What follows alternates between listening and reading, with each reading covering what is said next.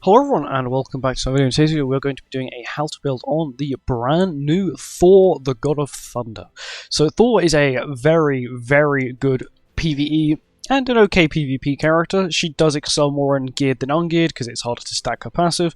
Apart from that, PvE wise she is very good. Mainly because she has a common effect with Mr. Escanor, and that is death damage. She has a basic death damage on every skill when she reaches her passive, apart from her ultimate, which of course is AoE. I do have a 5-6, I got really lucky on rotation, it's the best luck I've ever had, ever, while summoning. Okay, let's look at her substats. 114 pierce rate is good, resistance is average, regenerate don't care, crit chance is okay, crit damage, this is with attack crit, so that's still quite good. Crit resistance 100, that's pretty standard. Crit defense is pretty standard now. It's high, but pretty standard still. Lifesteal is pretty good. Of course, she's got the 10% damage resistance because she is True Awakened as well.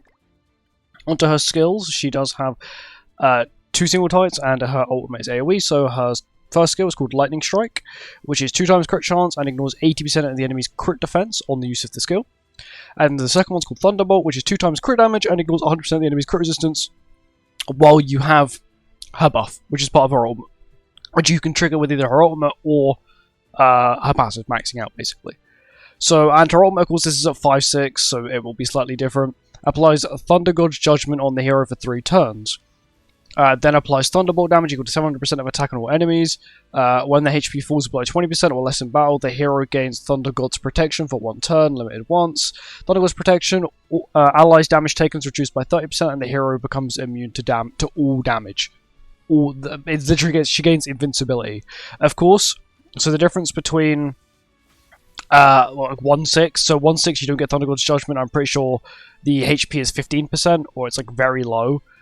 And then I think maybe like either 5 or 15%, I'm not even too sure. But I do know that at 6-6 it is 30%, when they drop below 30% they get the invincibility basically.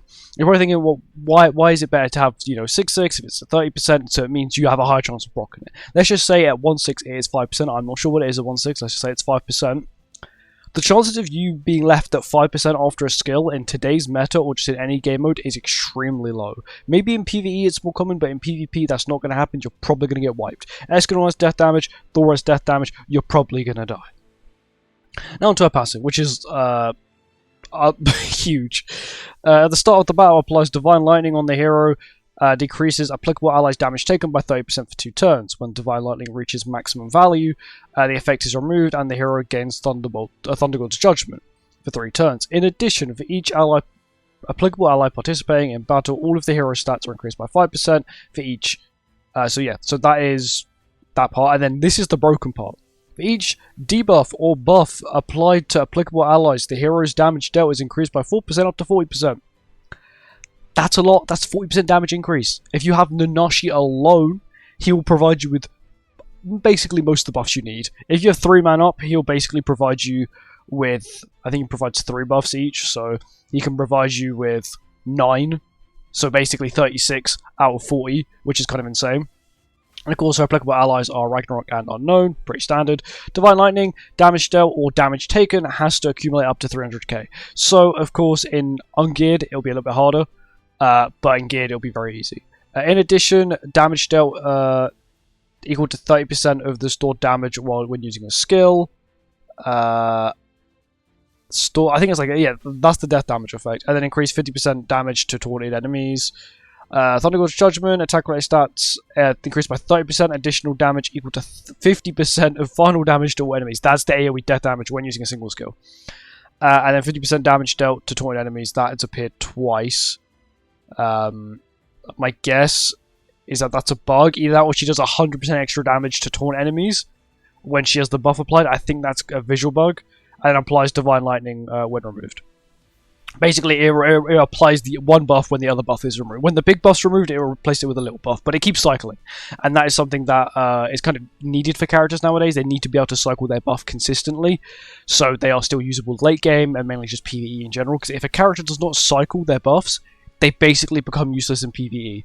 Because Zahar's a very good example of this. After his buffs are gone, they're gone permanently. And if you're doing PvE, let's say Demonic Beast, it's going to be more than 4, 5, 6, 7, or even 8 turns depending on the demonic beast. So it's kind of useless. But she cycles, which is very good. Gear-wise, Attack crit. You want her attack crit. She's built to be a DPS. Of course, if you have a HP defense, you're going to struggle to build up her passive even more, which is not really what you want. You want attack crit. She is very good DPS, especially in the new bird thing and just in general PvE in general. She is very good. You just need to make sure you have attack crit on her, and it's half decent gear.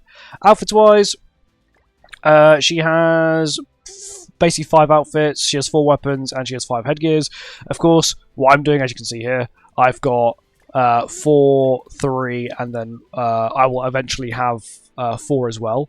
What I do is then I'll buy a weapon with 30 diamonds when you can buy when you can buy the outfits with 30 diamonds, and then what that then does is that when they make a Hawk Pass outfit for her, I can get 5 of everything.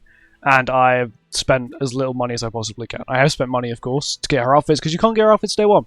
But overall, she's a very, very good character. Let's have a look at her skills. Why not? Because she's got, as you see, there's the damage reduction buff turn 1.